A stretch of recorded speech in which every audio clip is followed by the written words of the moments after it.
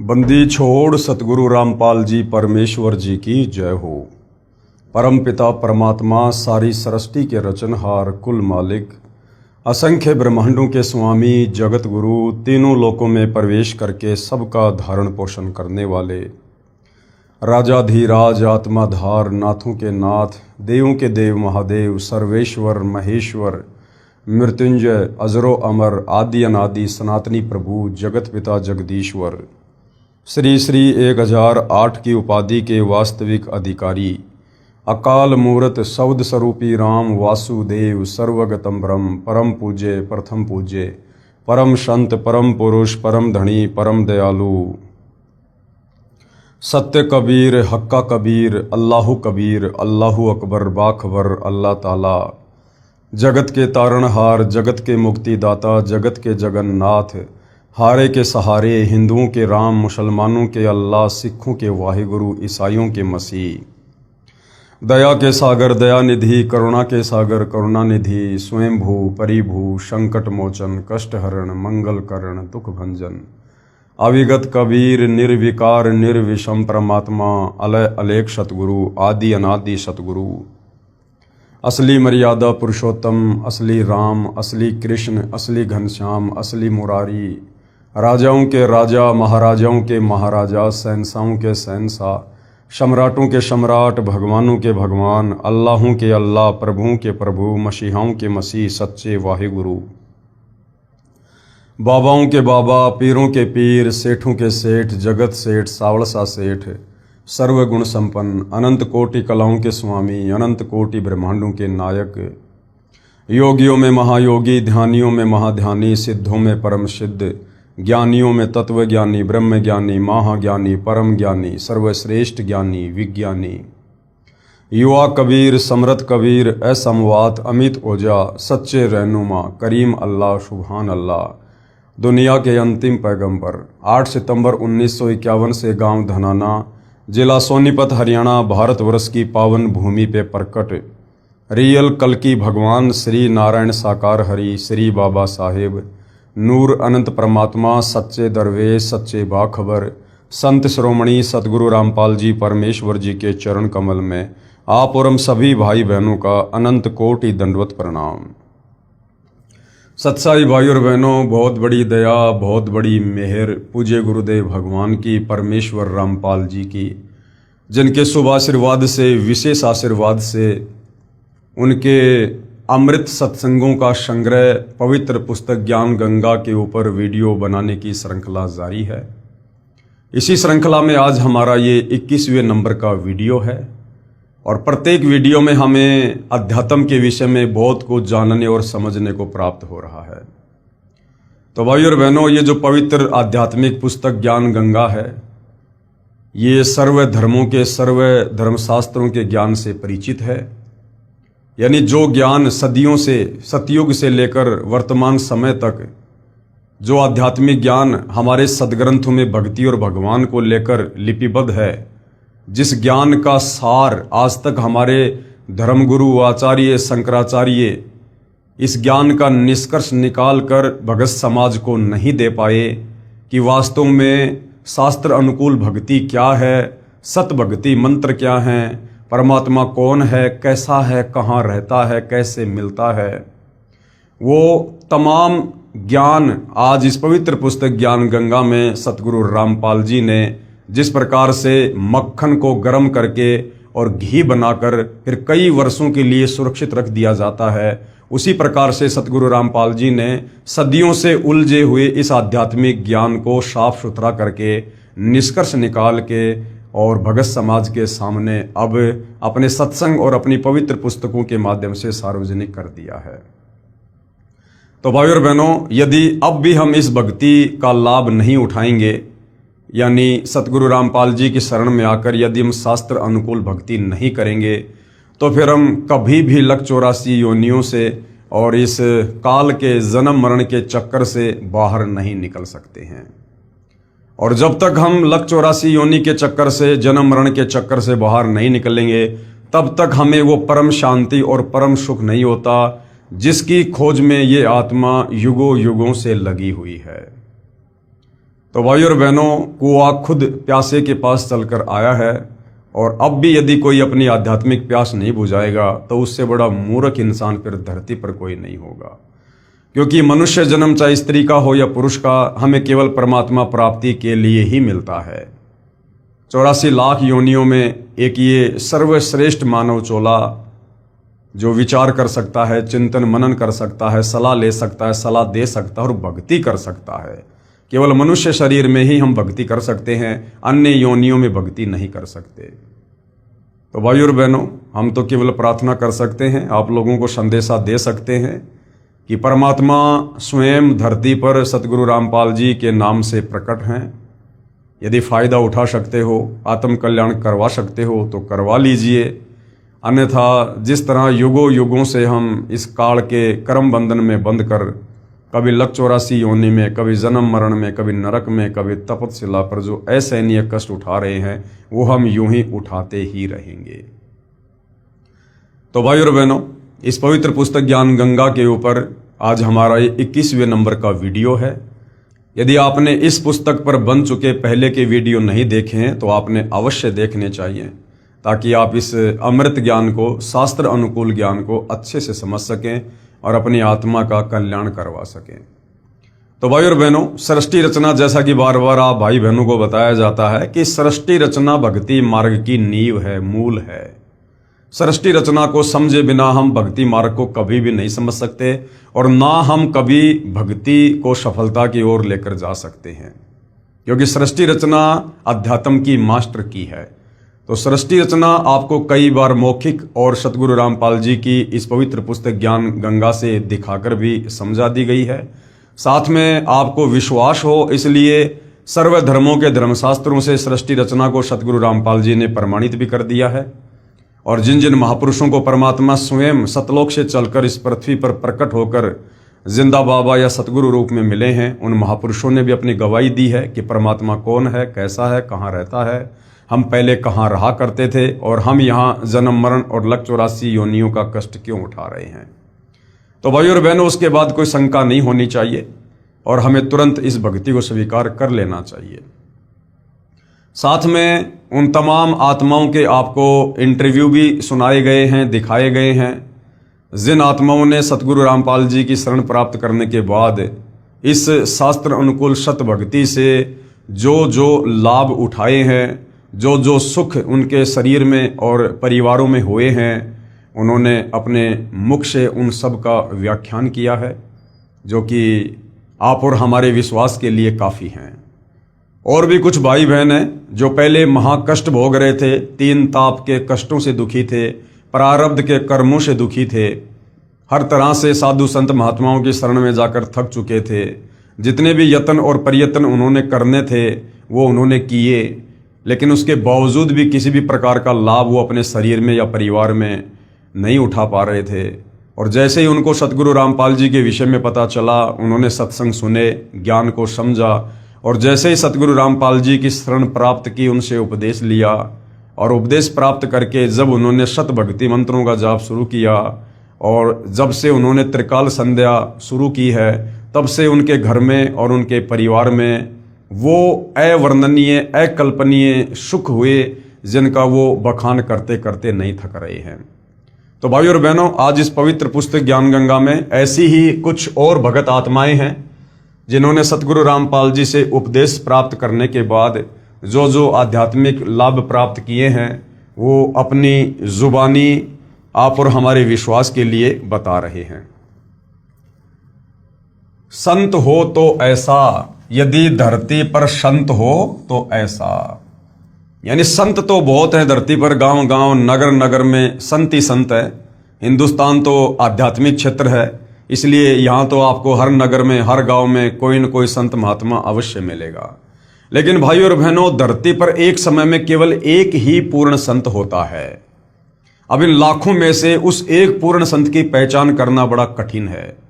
हालांकि वैसे गुरुदेव भगवान ने पवित्र गीता जी से और वेदों से ये साबित कर दिया है कि वास्तव में पूर्ण संत की क्या पहचान है। लेकिन पहचान उसी को होगी जो इन वेद और शास्त्रों को पढ़ेगा, या फिर सतगुरु रामपाल जी ने जो इनका निष्कर्ष निकालकर अपने सत्संगों में डाल दिया है, अपनी पुस्तकों में लिख दिया है। जब हम सतगुरु रामपाल जी के सत्संग सुनेंगे या उनके द्वारा लिखी पुस्तकों को पढ़ेंगे तो एक समय में धरती पर एक ही पूर्ण संत होता है और वो पूर्ण संत स्वयं कबीर परमात्मा जी ही होता है। उनके अलावा कोई सच्चा ज्ञान इस काल के 21 ब्रह्मांड में बता ही नहीं सकता है। तो संत हो तो ऐसा। मैं शशि प्रभा प्रधानाचार्य यानी प्रिंसिपल राजकीय वरिष्ठ माध्यमिक विद्यालय डिगाना जिला जिंद में कार्यरत हूं। मैं अपने घर के लड़ाई झगड़े मानसिक तनाव के कारण लगभग 35 वर्ष से परेशान थी। अब देखिए भाई और बहनों, आम तौर पर व्यक्ति यही सोचता है कि मैं पढ़ लिख कर कोई नौकरी प्राप्त कर लूंगा, 10, 15, 20 हजार रुपये मेरे घर में हर महीने आने लग जाएंगे तो मैं सुखी हो जाऊंगा। लेकिन यहां एक प्रिंसिपल शशि प्रभा बहन, उसकी तो काफी तनख्वाह थी, उसके बावजूद भी उसके घर में वो कष्ट थे, वो कहर टूट रहे थे जिनका वर्णन करना मुश्किल है। तो भाई और बहनों, जीवन में पैसा ही सब कुछ नहीं होता है। ठीक है, हम जिस लोक में रह रहे हैं यहां पर पैसा भी जरूरी है, यानी धन भी जरूरी है। लेकिन धन केवल आपकी आवश्यकता पूरी कर सकता है, आपके कर्मों को धन मिटा नहीं सकता, आपके भाग्य में लिखी समस्याओं को धन समाप्त नहीं कर सकता है। मैं अपने घर के लड़ाई झगड़े मानसिक तनाव के कारण लगभग 35 साल से परेशान थी। पति मारता भी था, सारा वेतन छीन लेता था तथा जितना उससे परेशान किया जाता वह करता था। 32 किल्ले जमीन का मालिक होते हुए भी हमारे को सदा कुत्तों की तरह रोटी देता था। मैंने उसके तथा अपने सभी रिश्तेदारों से मदद मांगी। मैंने समाज में रहने वाले पंचायती आदमियों से भी मदद मांगी। मेरा किसी ने भी साथ नहीं दिया। ये विचार करके कि संत बिगड़े कार्यों को संवार दिया करते हैं, मैंने आनंदपुर बीना मध्य प्रदेश वाले को गुरु बनाया। लेकिन घर में वही कलेश। लड़कियां परमात्मा की दया से अपने दम पर पढ़ाई, अब शादी नहीं हो पा रही थी। बाप ने रिश्ता ढूंढना बंद कर दिया।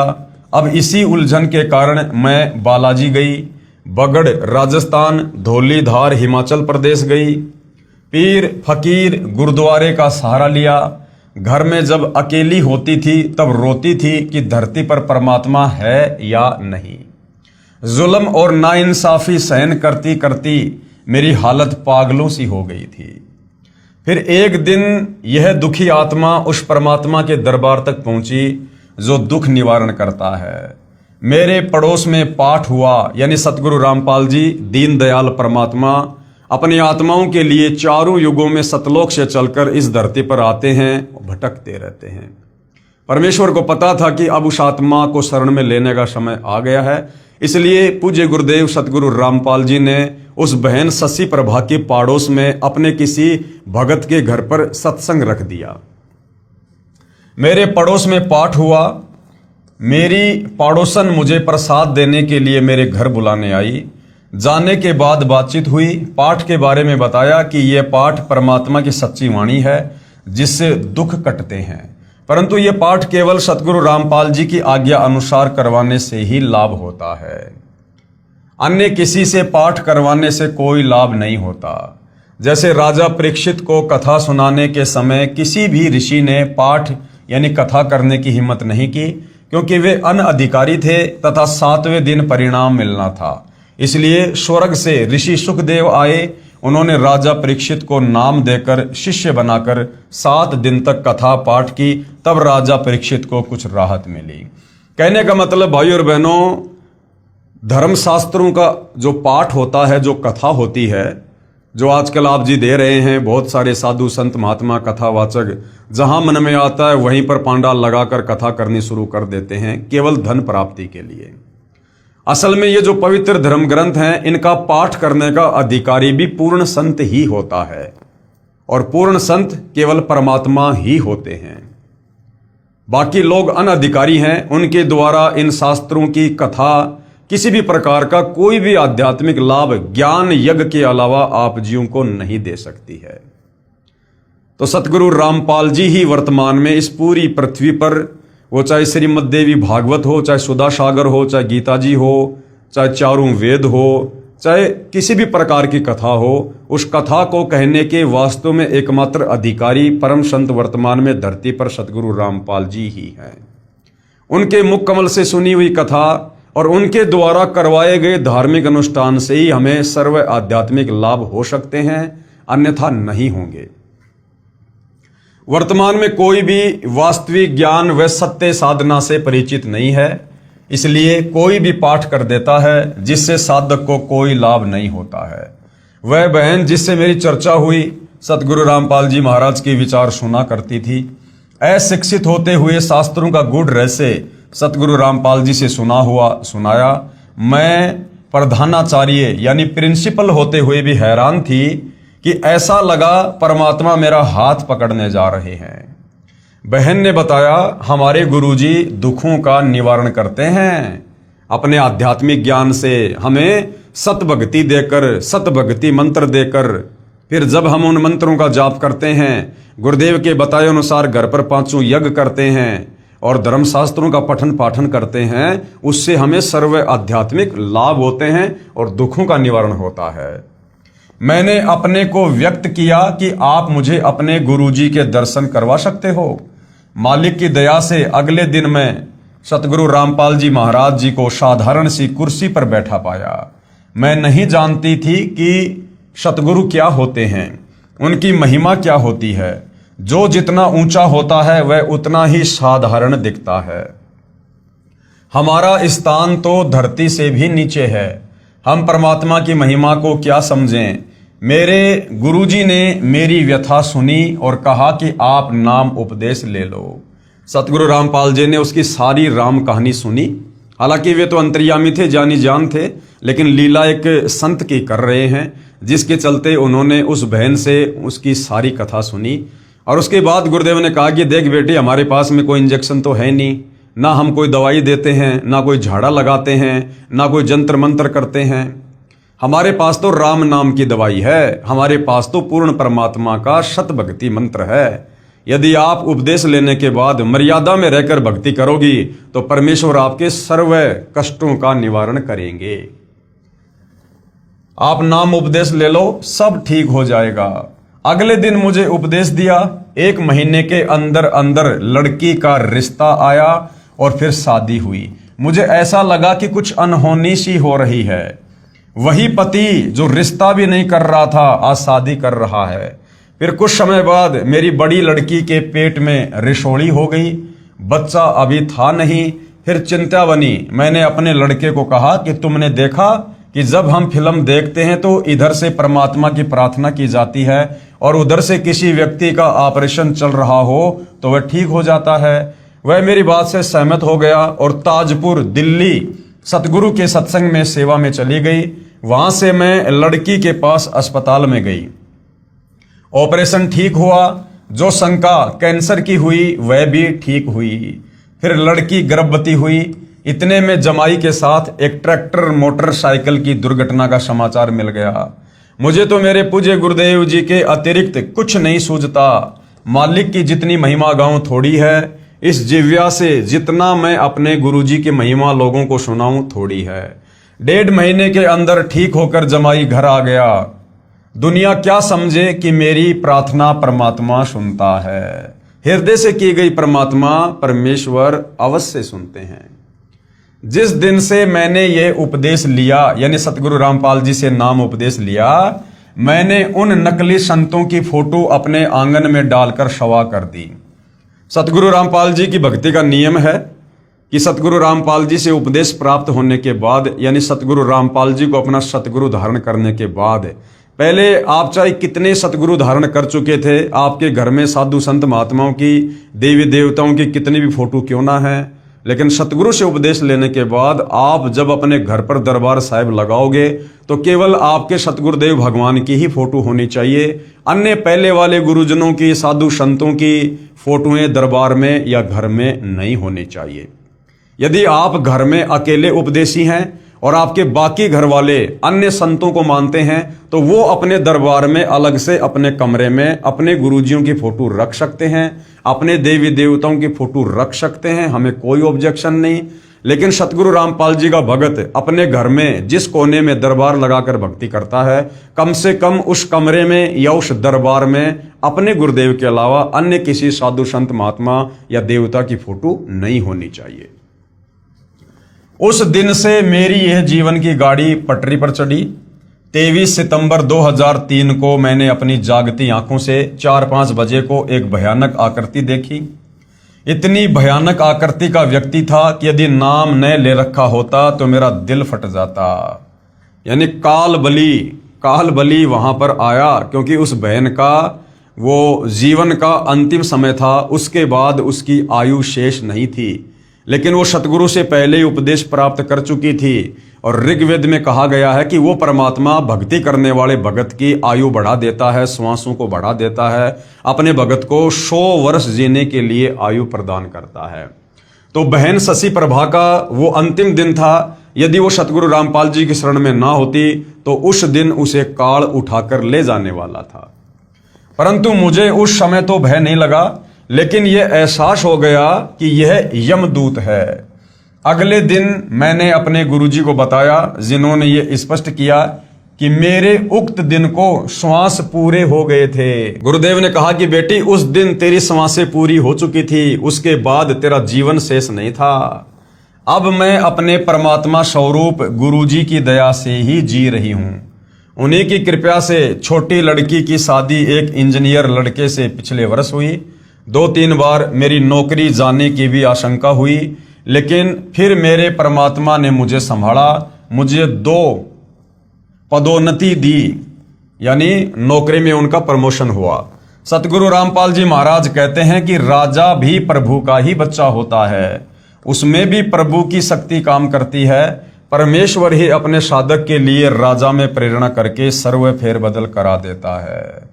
यानी सारी सृष्टि कबीर परमेश्वर जी के अधीन है और कबीर परमात्मा ही वर्तमान में सतगुरु रामपाल जी के रूप में धरती पर आप और हमारे आत्म कल्याण के लिए प्रकट हैं। तो भला क्या राजा, क्या महाराजा, क्या ब्रह्मा विष्णु महेश, क्या ये काल और क्या दुर्गा, सबका रिमोट कबीर परमात्मा सतगुरु रामपाल जी के हाथ में है। तो अपने भगत के लिए परमात्मा राजा की भी बुद्धि फेर सकता है, परमात्मा राजा के विचारों को भी चेंज कर सकता है और सर्व कार्य अपने भगत के लिए परमात्मा राजा से करवा दे, ब्रह्मा विष्णु महेश से करवा दे, जिससे चाहे उससे करवा दे। करता हुआ राजा दिखाई देता है, परंतु करवाता परमात्मा ही है। कोई मेरे सतगुरु रामपाल जी महाराज जी का आसरा लेकर देखो, यानी उनकी शरण में आकर देखो, लेने वालों के इसी तरह से कांटे निकलेंगे जैसे मेरे निकले, यानी सर्व कष्टों का निवारण होगा। परमात्मा सचमुच बेसहारों का सहारा है, आत्मा की पुकार सुनते हैं। मेरे साथ इन चंद वर्षों में जो हुआ उसे केवल परमात्मा ही कर सकता है। मेरे गुरुदेव जी की महिमा वर्णन करने के लिए मेरे पास शब्द नहीं है। 7 समुद्र की मसी करूं, लेखनी करूं बनराय, सब धरती का कागज करूं, पर सतगुरु के गुण लिखे न जाएं। ये स्वयं ही कबीर साहिब के अवतार हैं, यानी स्वयं ही कबीर परमात्मा धरती पर अवतार लेकर अवतरित हुए हैं। जो परमात्मा का दीदार चाहता है वह करोथा आना ना भूले। दुनिया कहती है कि भगवान को किसने देखा, भगवान कभी दिखाई नहीं देता, वो निराकार है। बहन शशि प्रभा कह रही है अपने भक्ति अनुभव के आधार से कि यदि किसी को परमात्मा के वास्तव में दर्शन करने हैं तो अपनी आंखें खोलो, सतगुरु रामपाल जी के सत्संग सुनो, उपदेश लो। परमात्मा आपके समक्ष हैं, बस केवल उन्हें पहचानने की आवश्यकता है। मुझ छोटे से जीव को आपने कैसे उभारा, यानी बहन शशि प्रभा अपने गुरुदेव भगवान की महिमा कर रही है कि मुझ छोटे से जीव को आपने कैसे उभारा। आपकी मैं कृतज्ञ हूं, यानी हे गुरुदेव मैं आपकी एहसानमंद हूं, और किन शब्दों में आपकी महिमा गाऊं, इन्हीं शब्दों को पाठक अपने हृदय में उतार लो और लाभ उठाओ। तो भाइयों और बहनों, ये जितनी भी पुण्यात्माएं हैं, ये अपने दिल की गहराई से और जो अनुभव इन्होंने इस भक्ति को अपनाने के बाद अनुभव किए हैं, और जो आध्यात्मिक, शारीरिक और पारिवारिक लाभ इन आत्माओं को मिले हैं, उस आधार से ये अपने गुरुदेव भगवान की महिमा कर रही हैं, जो कि सत्य है। और यदि फिर भी किसी को शंका है तो भाई एक बार सतगुरु रामपाल जी के YouTube पर सत्संग सुनना अवश्य शुरू कीजिए, या उनके द्वारा लिखी गई पवित्र पुस्तकों को पढ़िए, और एक बार उनकी शरण में आकर शत भक्ति रूपी कनेक्शन लेकर भक्ति शुरू कीजिए। जो लाभ अपनी तुच्छ जिव्या से बखान करते करते जिन आत्माओं के मुंह का थूक सूख गया है, आपकी भी ऐसी ही हालत होगी। बहुत तुच्छ प्राणी भगतमती शशि। उसके बाद भाइयों और बहनों, एक और भगत आत्मा है, भगत दीपक दास। वो भी अपने परिवार की आत्मकथा से समाज को परिचित करवाना चाहता है कि वास्तव में पूर्ण संत सतगुरु रामपाल जी की शरण में आने के बाद हमें किस प्रकार से आध्यात्मिक लाभ प्राप्त हुए, ताकि अन्य भगत भाई बहनों को भी भक्ति करने की प्रेरणा मिले। भगत दीपक दास के परिवार की आत्मकथा। बंदी छोड़, यानी जो काल के बंधनों से छुड़वा दे, गधा कुत्ता सुअर बनने से छुड़वा दे, जन्म और मरण के चक्कर से छुड़वा दे, तपस्या के कष्ट से छुड़वा दे, नरक जाने से छुड़वा दे, उसको कहते हैं बंदी छोड़। यानी इस काल बलि ने, जो ब्रह्मा विष्णु महेश का पिता है, दुर्गा का पति है, इस काल ने हम आत्माओं के ऊपर जो कर्मों के बंधन डाल रखे हैं, जो हम युगों युगों से उन बेड़ियों में जकड़ कर यहाँ पर अपने प्रारब्ध में कष्ट भोग रहे हैं, उन तमाम कर्म बंधनों से जो हमें छुड़वा दे, उसको कहते हैं बंदी छोड़।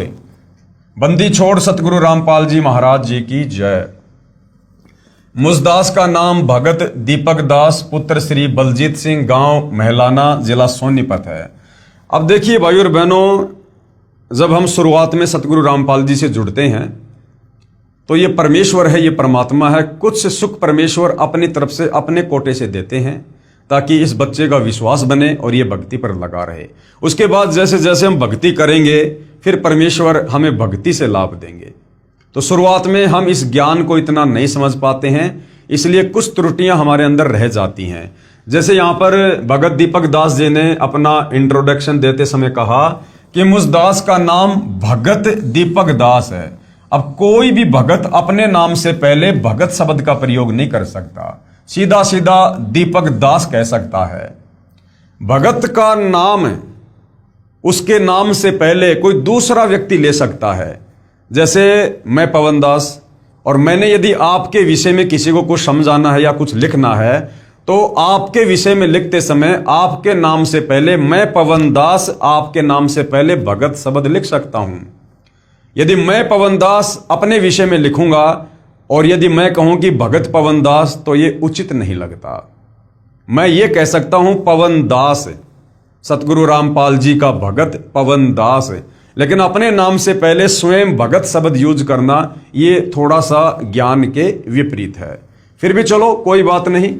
मुझ दास का नाम भगत दीपक दास पुत्र श्री बलजीत सिंह, गांव महलाना, जिला सोनीपत है। हम 3 पीढ़ियों से राधा स्वामी पंथ डेरा बाबा जयमल सिंह से नाम उपदेशी थे। सबसे पहले मेरे दादी जी की माता जी यानी मेरे पिताजी की नानी जी ने राधा स्वामी पंथ से नाम उपदेश ले रखा था।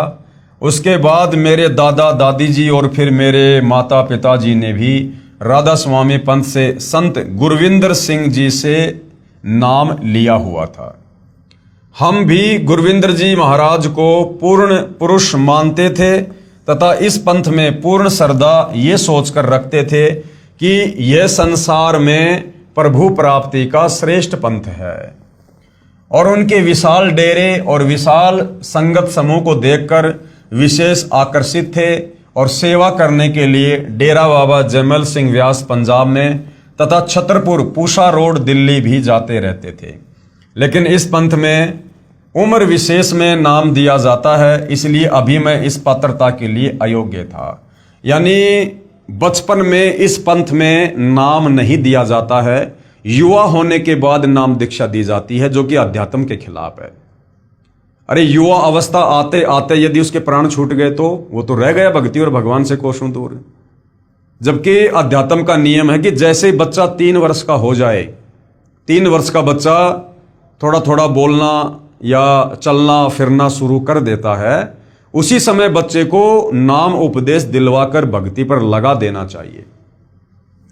मेरे माता पिता जिस दिन राधा स्वामी पंथ में नाम लेने के लिए गए हुए थे, उसी दिन मेरे छोटे भाई जिसकी उम्र 5 साल थी, उसके हाथ से पड़ोस के एक बच्चे की आंख में कोई वस्तु अनजाने में लग गई।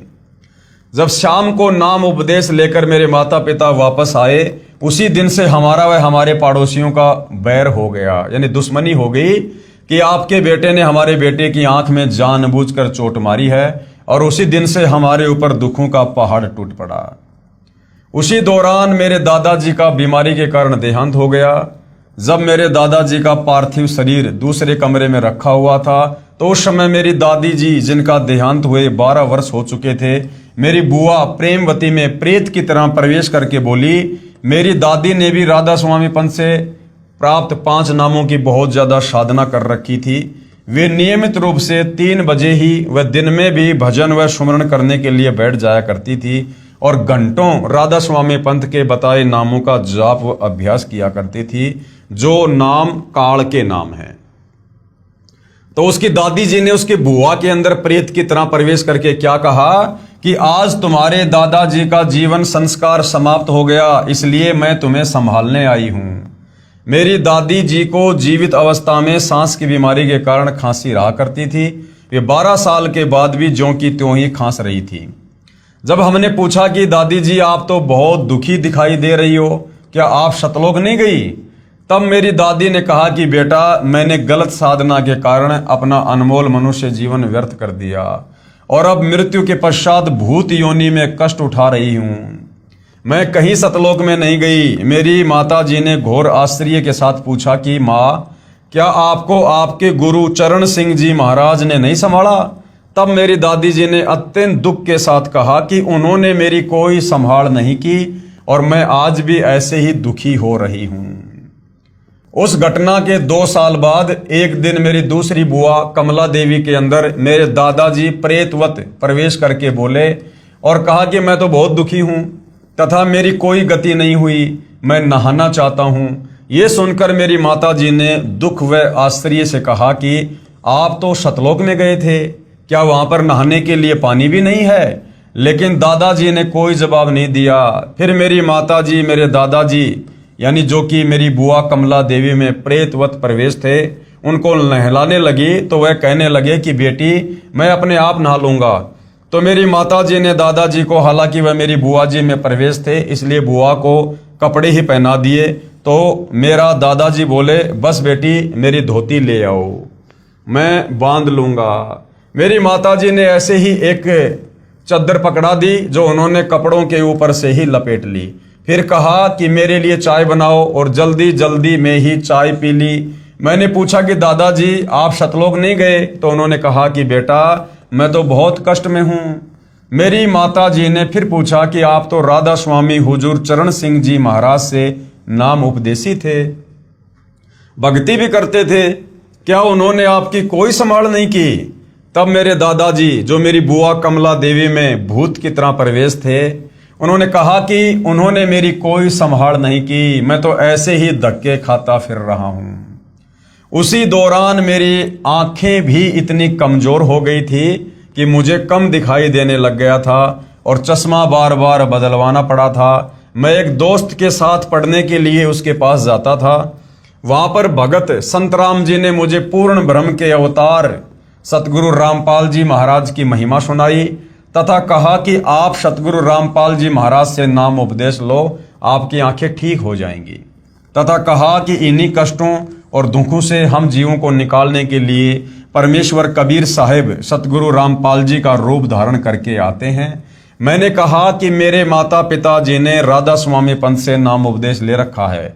भगत संतराम जी ने कहा कि वह पंथ पूर्ण नहीं है, यानी उस राधा स्वामी पंथ में परमात्मा की पूर्ण भक्ति नहीं है। उनकी भक्ति साधना से न तो सतलोक प्राप्ति होगी और ना ही जीवन में कभी कर्म की मार टल सकेगी। उसे तो सिर्फ कबीर साहिब का नुमाइंदा पूर्ण संत ही टाल सकता है और कबीर साहिब के नुमाइंदे के रूप में कबीर साहिब स्वयं ही धरती पर प्रकट होते हैं। मेरे पिताजी को सांस की बीमारी थी। 10 कदम चलने पर ही वे बेहाल हो जाया करते थे और सांस की बीमारी के कारण दम फूलने लगता था। हाई और लो ब्लड प्रेशर की भी बीमारी थी। मेरे पिताजी को इलेक्शन ड्यूटी के दौरान हार्ट अटैक हुआ, पर कर्म संस्कारवश वे बच गए। लेकिन तब हम ये सोचते रहे कि राधा स्वामी पंथी संत गुरविंदर सिंह जी महाराज ने हार्ट अटैक से बचा लिया। बड़ी रजा की। देखो भाइयों और बहनों, ये भगत का, श्रद्धालु का स्वभाव होता है। जब तक वो सत्य से परिचित नहीं होता है, तब तक चाहे वो किसी की भी शरण में है, उसी को अपना सर्वस्व मानकर और उनकी गोद में बैठा रहता है। ये भगत का स्वभाव होता है। लेकिन उसके बाद तो हमने सर्दियों की एक एक रात में अपने पिताजी का एक एक सांस टूटते देखा है। यानी उसके बाद उनके पिताजी की दमा से बहुत ही बुरी हालत हुई, बिल्कुल मृत प्राय हो जाते थे और सिवाय बैठकर रोने के हम कुछ नहीं कर पाते थे, क्योंकि दवाइयों का भी आखिर आ चुका था। यानी दवाइयां दे देकर भी थक चुके थे।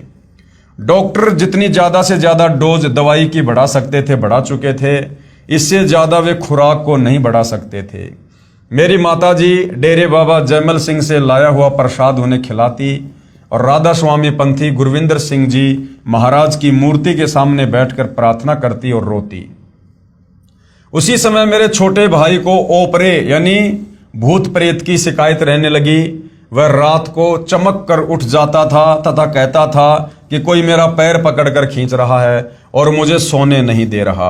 यानी राधा स्वामी पंथ से दीक्षा भी ले रखी, उन गुरुओं के कहे अनुसार भक्ति भी कर रहे हैं, उसके बावजूद भी शरीर में, घर में, परिवार में दुर्गति ज्यों की त्यों।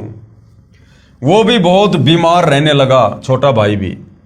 पूर्ण परमात्मा कबीर परमेश्वर जी की दया से मुझ दास को यानी दीपक दास को 8 अक्टूबर 1998 को सतगुरु रामपाल जी महाराज से नाम उपदेश प्राप्त हुआ। सतगुरु रामपाल जी महाराज जी की असीम कृपा से 20 दिन के अंदर ही मेरा चश्मा उतर गया तथा मैंने दवाई खाना भी छोड़ दिया।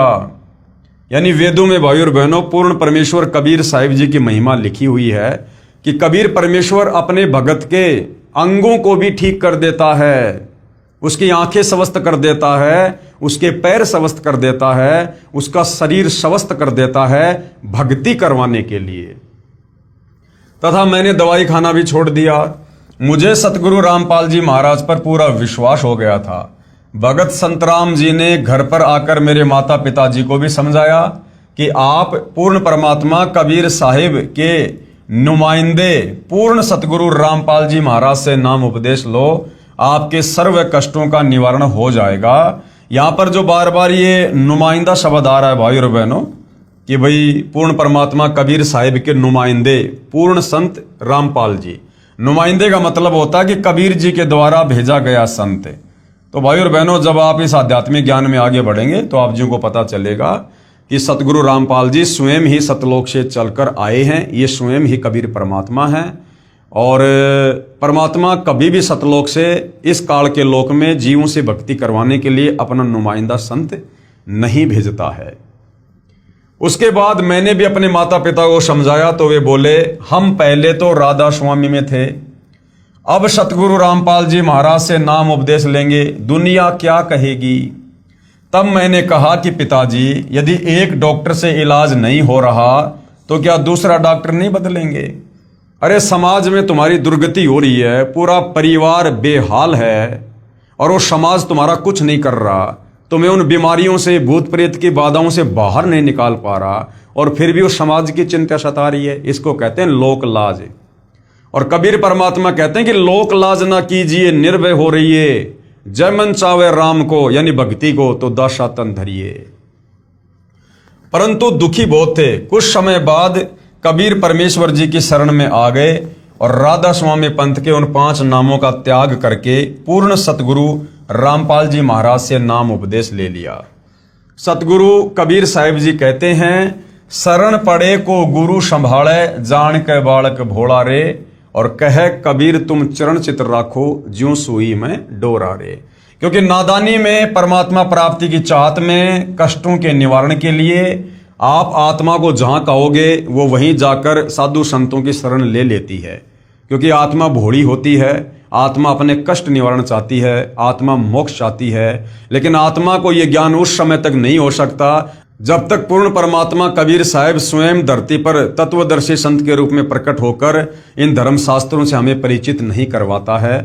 और जब तक हमें पूर्ण संत की पहचान का पता नहीं चलता है और भगवान की वास्तविक भक्ति का पता नहीं चलता है इन शास्त्रों को देखकर, तब तक भाई और बहनों श्रद्धावश हम ऐसे ही भटकते रहते हैं। तो कहते हैं शरण पड़े को गुरु संभाले जान के बालक भोला रे। सारे परिवार के नाम लेने के साथ ही हमारे अच्छे दिन शुरू हो गए।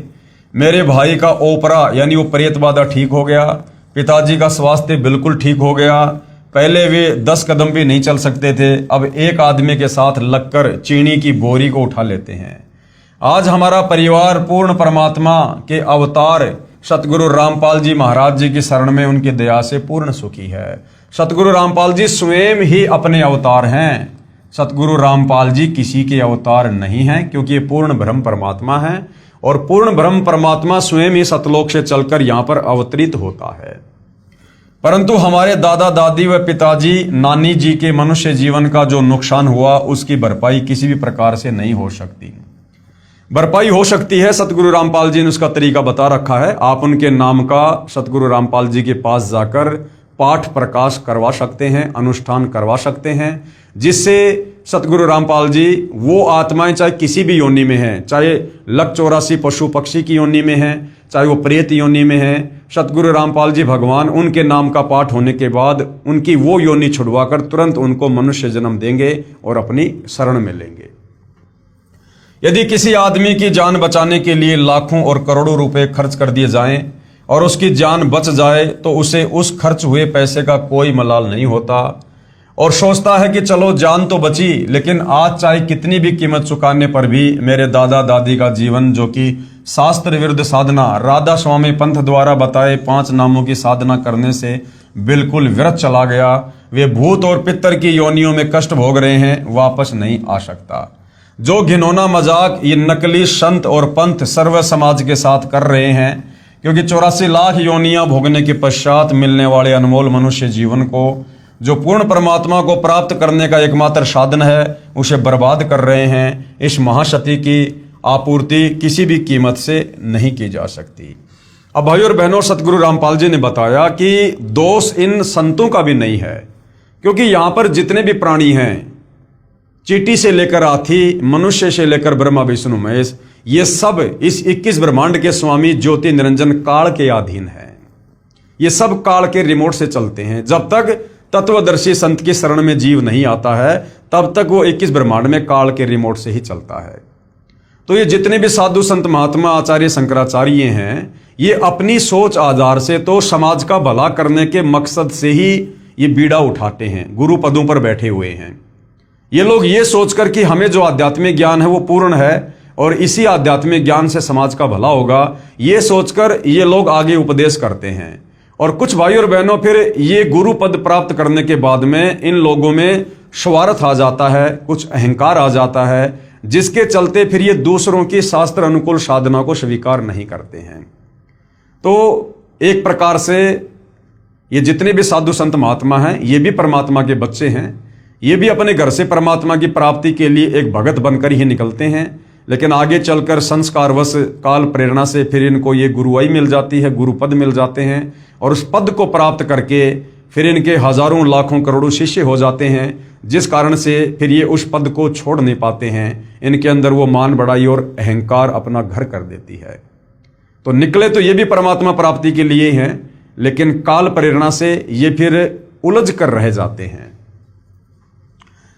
हे बंदी छोड़ सतपुरुष रूप सतगुरु रामपाल जी महाराज, आपने बड़ी दया की हम तुच्छ जीवों पर, जो अपना सत्य ज्ञान देकर अपनी शरण में बुला लिया।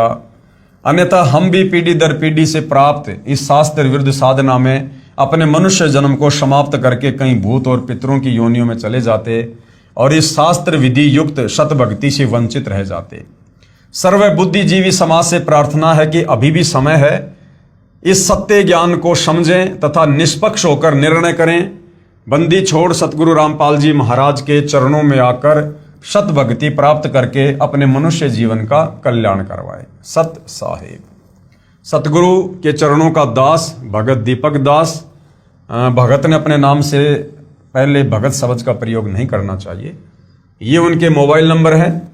अगर मोबाइल नंबर ओके हैं और यदि आपको कोई शंका है तो आप जी इस आत्मकथा की सत्यता के विषय में इनको कॉल करके जान सकते हैं।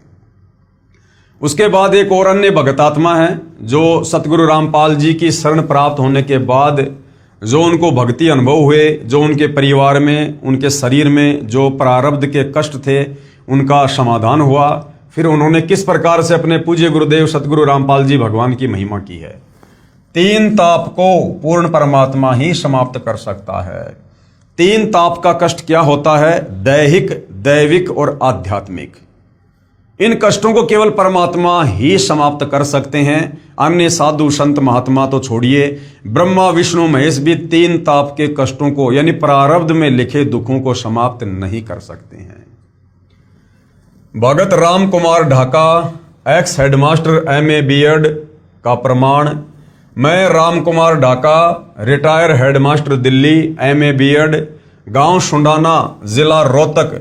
वर्तमान पता है आजाद नगर रोहतक और ये इनके मोबाइल नंबर हैं। मैं वहां रहता हूं। सन 1996 से मेरी पत्नी और दोनों लड़कों को एक बहुत भयंकर बीमारी थी। इस बीमारी से इतने तंग हो गए कि दोनों लड़के कहने लगे कि नौकरी नहीं हो सकती, क्योंकि इस बीमारी से गला रुकता था और सांस आना बंद हो जाता था। तभी डॉक्टर लेकर आते और नशे का टीका देते, परंतु रात को ड्यूटी पर होते तब कहां ले जाएं। बहुत ही परेशानी हो जाती थी। अफसर भी मुझे बुला लेते थे, मैं उनको बताता तब कहते कि इलाज करवाओ।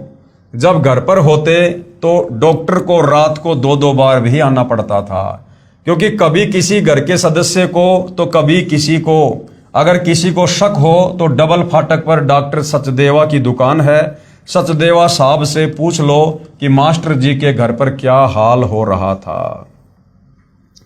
जिसने भी जहां पर बताया मैं वहीं पर गया।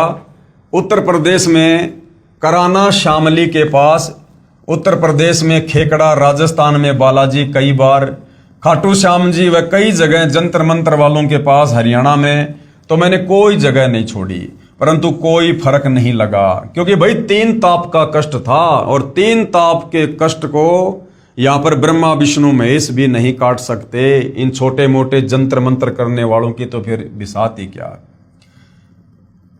करेला के पास खेड़ा कंचनी, भोतावाड़ा, गोना के पास नगर, समचाना, सिकंदरपुर, खिड़वाली आदि अनेक जगह गया और लगभग 3 लाख रुपए लग गए, कोई काम नहीं आए। अब सन 1996 में 3 लाख रुपए आज के 15 लाख रुपए के बराबर समझो।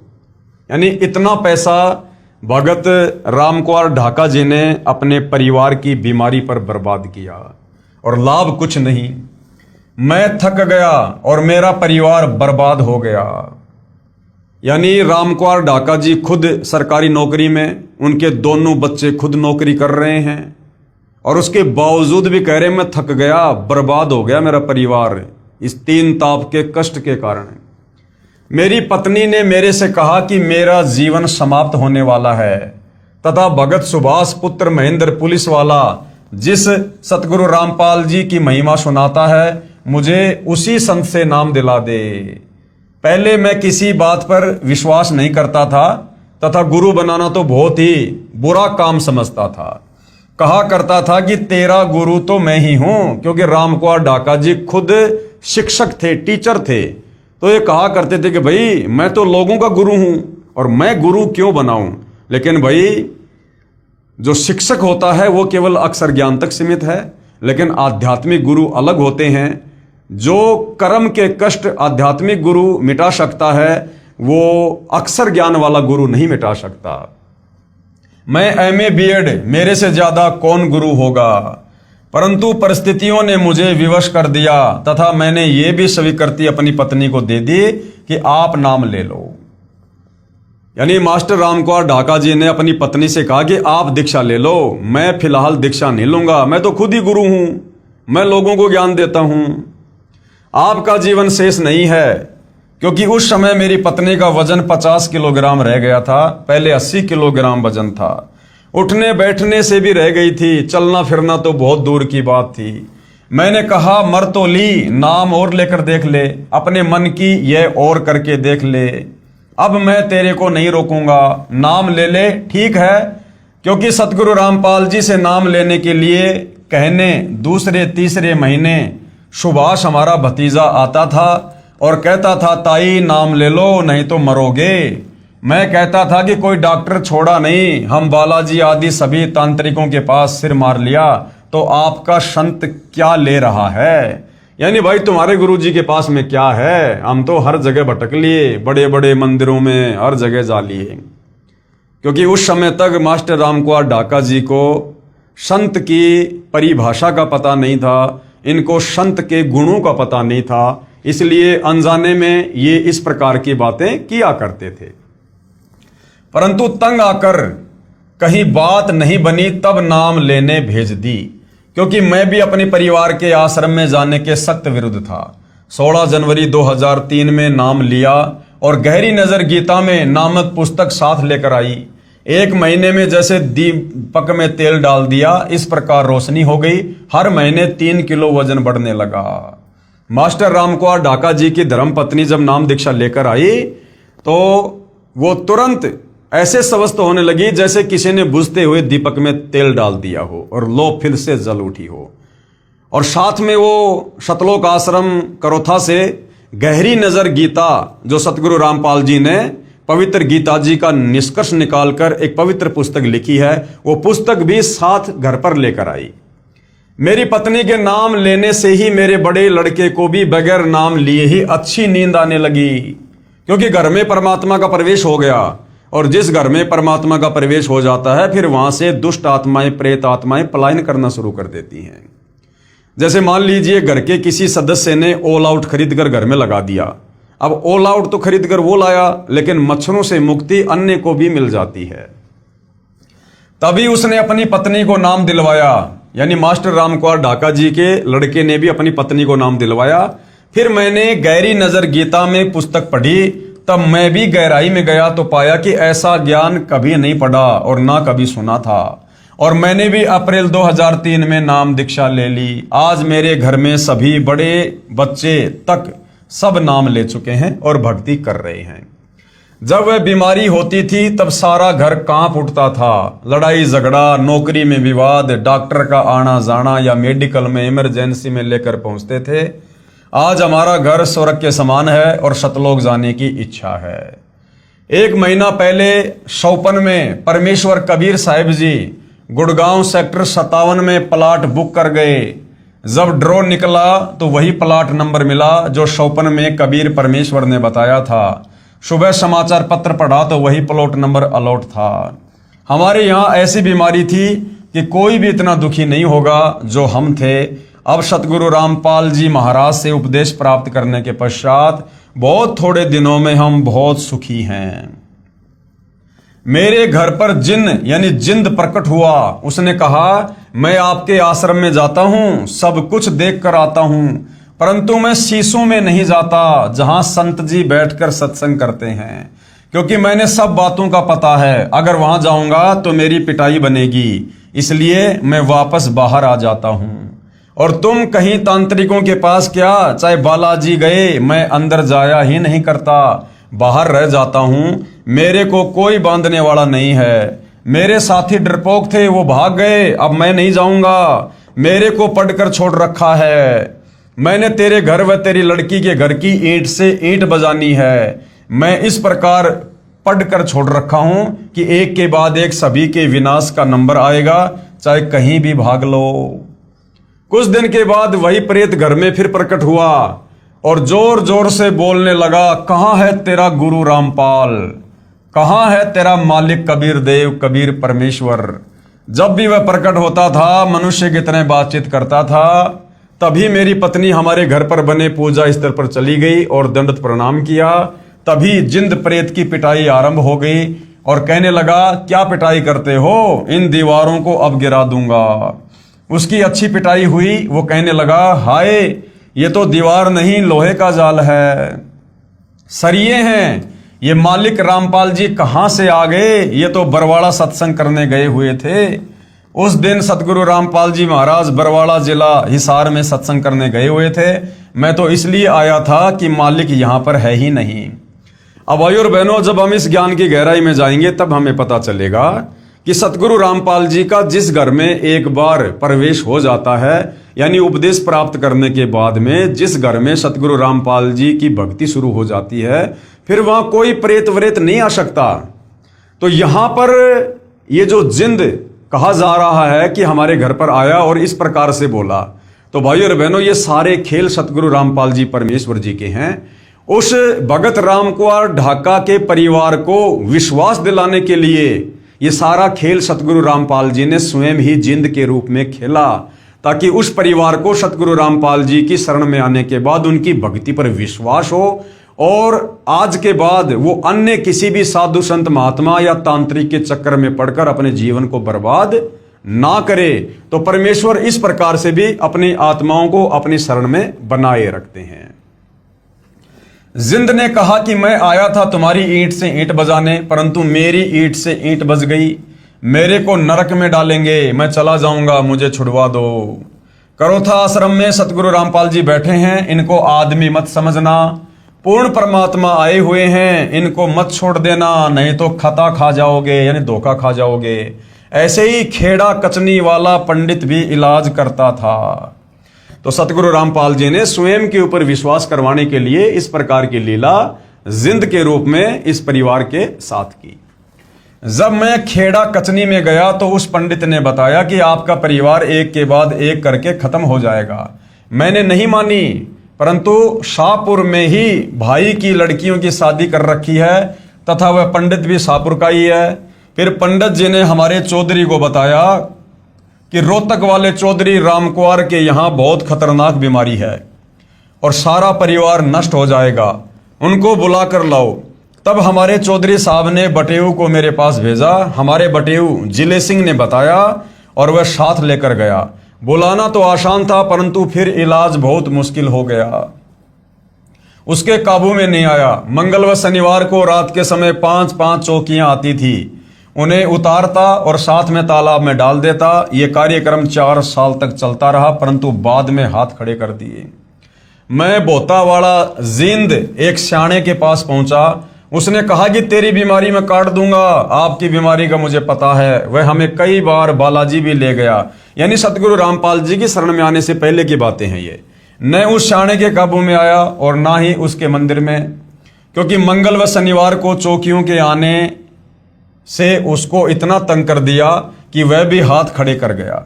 क्योंकि चौकियां जब आती थी तो मेरे पास भी संदेश आ जाता था कि रात 9 से 2 बजे तक आग जलाकर पानी का लोटा लेकर और लाठी लेकर जागते रहना है। यह कार्यक्रम सन 1996 से 2002 तक चलता रहा। बोतावाले के पास जब चौकी आई तो उसमें एक पर्ची मिली थी। बोतावाले शाणे को कहा था कि 20 से हट जा, तेरे को 50,000 रुपए दे देंगे, नहीं तो तेरी भी खैर नहीं। उसने डर के कारण मुझे इनकार कर दिया। मैं दिन में दिल्ली नौकरी करने जाता और रात को पहरा देता, कभी रात को डॉक्टर को बुला कर लाता। मेरी बहुत ही दुर्दशा थी। कौन कह रहे हैं? मास्टर रामकुंवर ढाका जी।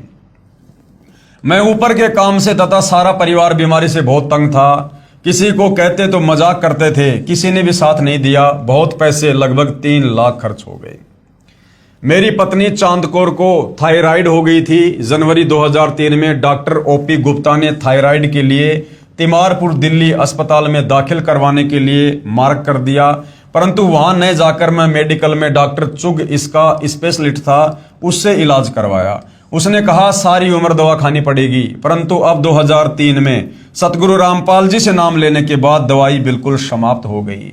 मैंने डॉक्टर चुग को भी चेक करवाया तो हैरान हो गए ये कैसे हुआ और उनको सारी बातें समझाई।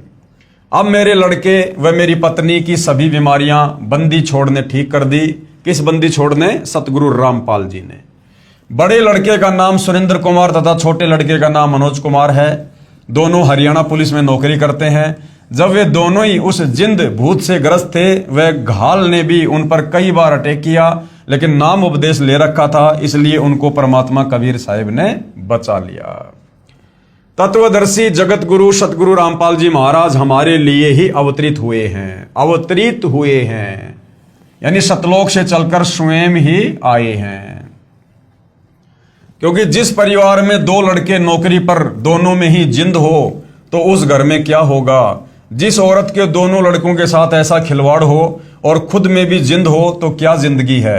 जो लोग करोथा आश्रम के बारे में ज्ञान अर्जित नहीं करते वे लोग अंधेरे में हैं, क्योंकि पढ़ने के लिए दिमाग दिया है। पढ़िए और सोचिए कि वास्तविकता क्या है। यानी दुनिया के बहकाने में मत आइए।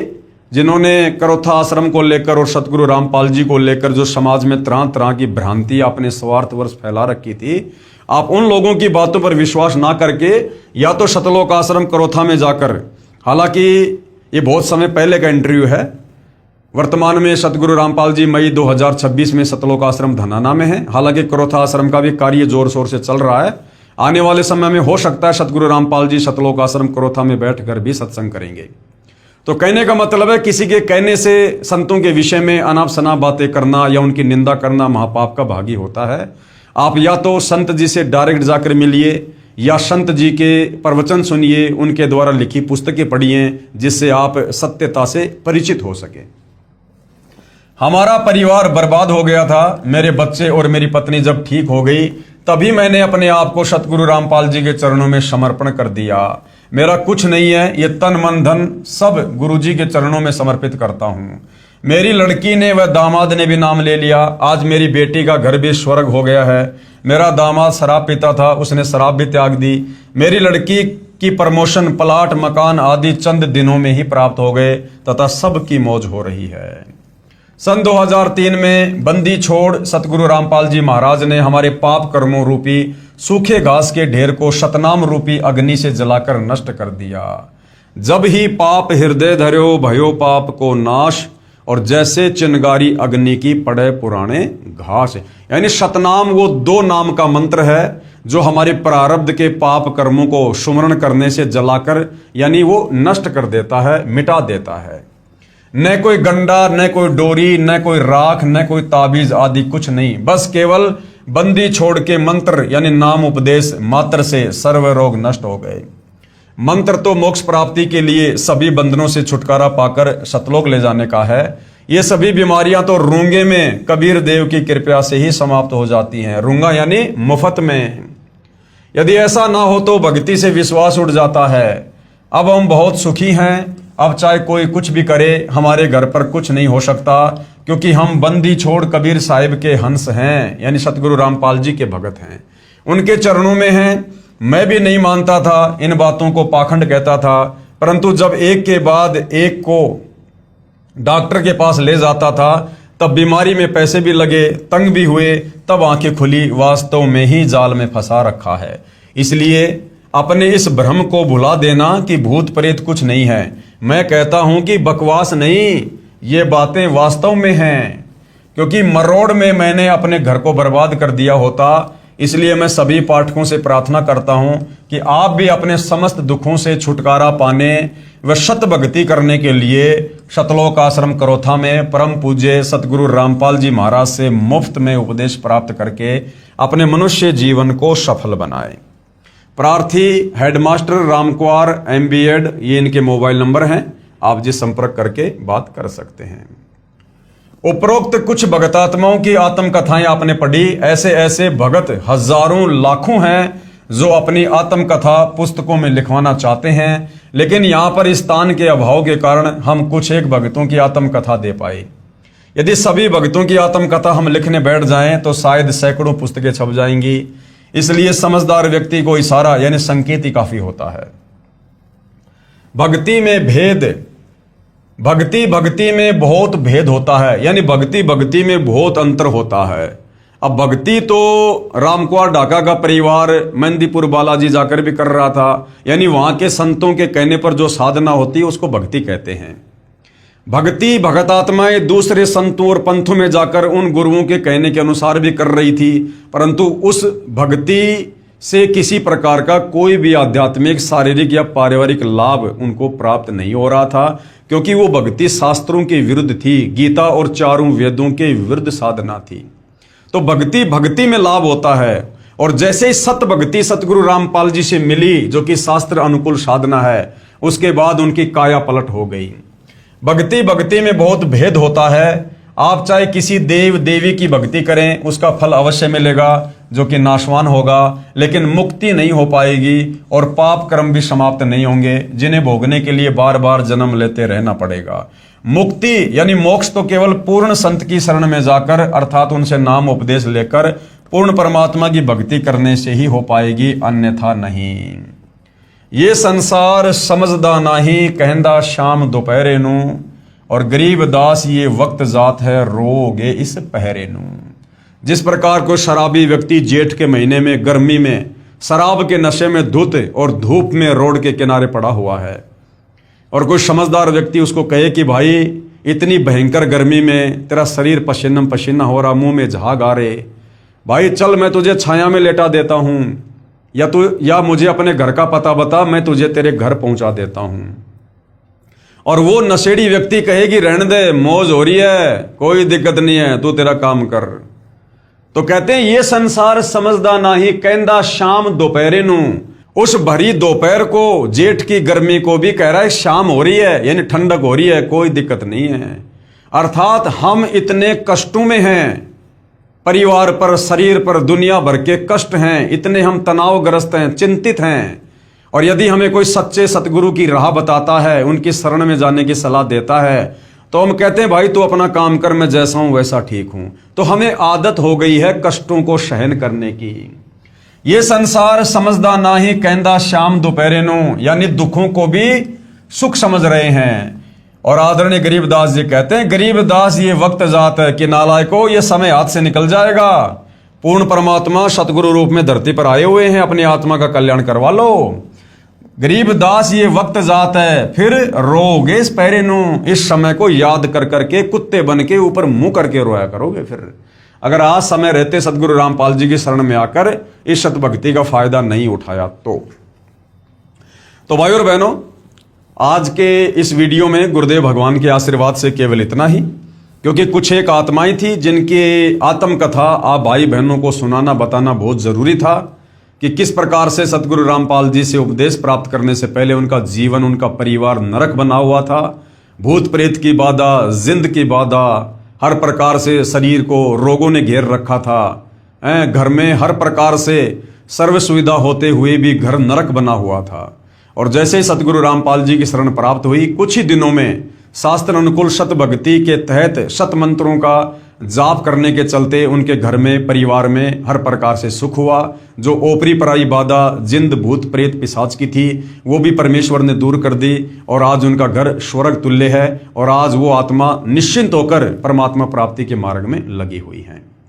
तो भाइयों और बहनों, ऐसा आपके साथ भी हो सकता है यदि आप जी भी उन परिवारों की तरह दुखी हैं, कष्ट में हैं। और यदि आप कष्ट में नहीं हैं, दुखी नहीं है, और आप बहुत अच्छे परिवार में हैं, आपके शरीर में भी कोई दुख नहीं है, तो भी भाइयों और बहनों, आपने इस सत्य ज्ञान को स्वीकार करना चाहिए। इस ज्ञान को समझकर पूर्ण संत की शरण में आकर अपनी आत्मा का कल्याण करवाना चाहिए।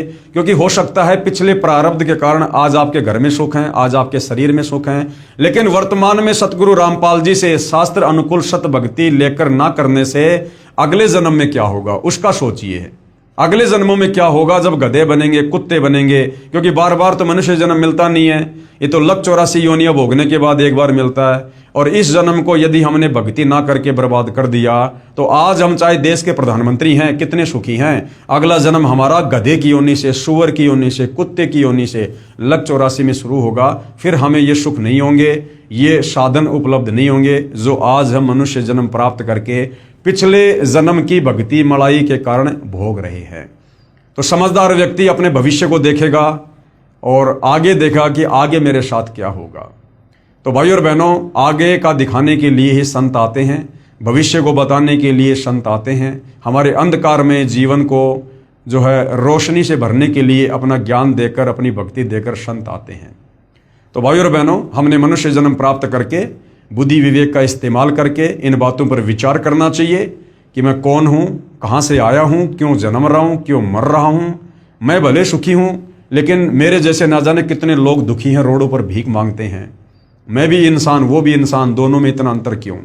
इन तमाम प्रकार के सवालों के जवाब आपको आत्मज्ञान के तहत केवल सतगुरु रामपाल जी के सत्संग सुनने से मिल सकते हैं। और जब आत्मज्ञान होगा तो फिर परमात्म ज्ञान भी सतगुरु रामपाल जी आपको देंगे और आपके इस जीव की मुक्ति भी करवाएंगे, यदि आपने समय रहते उनके ज्ञान को समझकर उनकी शरण ग्रहण करी तो भाइयों और बहनों, केवल निवेदन कर सकते हैं, प्रार्थना कर सकते हैं। इसलिए आज के सत्संग में केवल इतना ही। कल परमेश्वर की सेवा में फिर हाजिर होंगे। तब तक पूज्य गुरुदेव भगवान हम सभी भाई बहनों को आज्ञा दें, आशीर्वाद दें और हमें भ्रमने भटकने से बचाएं और हमारा मार्गदर्शन करें। बंदी छोड़ सतगुरु रामपाल जी परमेश्वर जी की जय हो।